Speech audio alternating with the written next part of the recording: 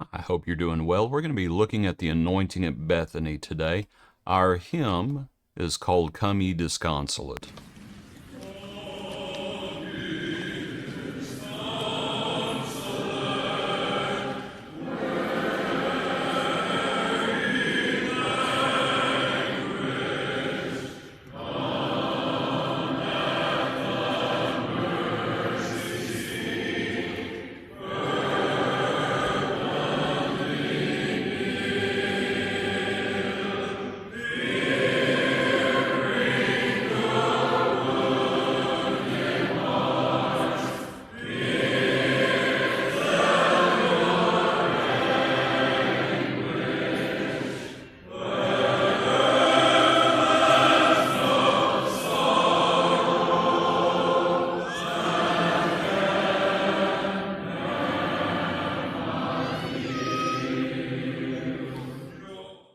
Let's look at our other verses.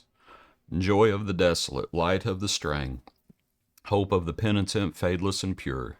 Here speaks the Comforter, tenderly saying, Earth has no sorrow that heaven cannot cure.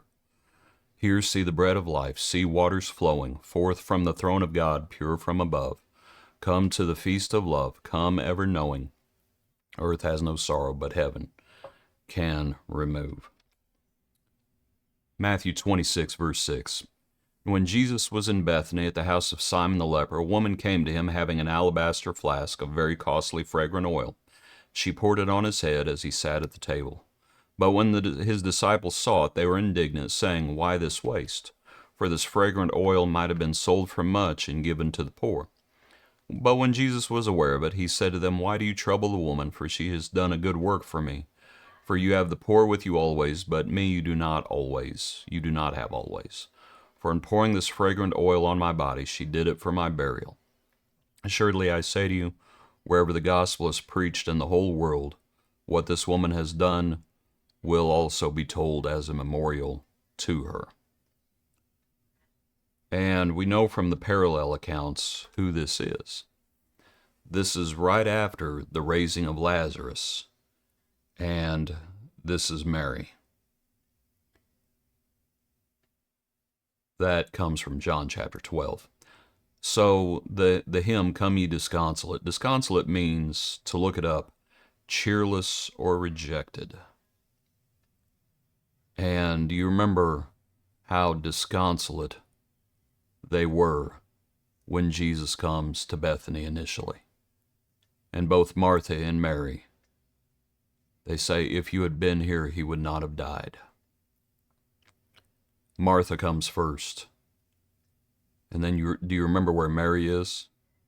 She's in the house, weeping, mourning.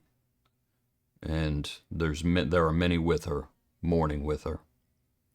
And then he calls for her, Jesus calls for Mary, and she comes and she says what Martha had already said.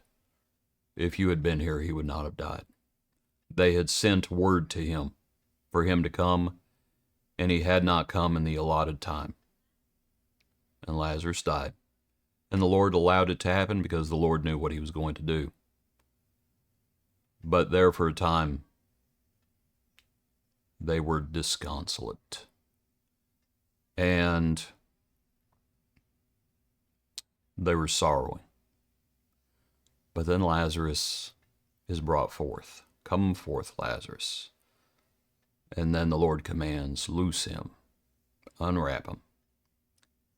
And so then you have this scene in Bethany. And so now we go from disconsolate, and now what are they? They are so thankful. They are so thankful. Look back in our hymn. Back in our hymn, and just here see the bread of life, see the waters flowing. Come to the feast of love, the joy of the desolate, light of the straying. And they are absolutely thankful. But then the Lord also points to something else. And by the way, as Mary's anointing him, and all the disciples say, why this waste? Because it was very, very valuable. Judas says it because he was a thief, but they all said it. Their motives may have been more pure than Judas's, but nonetheless, the Lord tells them all, leave her alone. And he says, you always have the poor with you, but me, you do not always have. And for that matter, she's doing this for my burial. Lazarus has come back from the dead, and I'm coming to Jerusalem to die. You know, sometimes folks will make the point, and perhaps it's true. You know, did the disciples, did the apostles realize what was about to happen? The Lord had told them, but the Lord told them many things that they didn't understand until after the resurrection. But people like to make the point, some of those women, they may have had more of a clue than the fellas did. And Mary and Martha, and here Mary, if she understood what she was doing this for, she may well have had more faith than the others, more have understood what was coming. She's doing this for my burial. Might consider it. Come ye disconsolate. And we think about the Lord being the comforter. Appreciate you. Hope you have a good day. Join us tomorrow for another portion of our daily praise.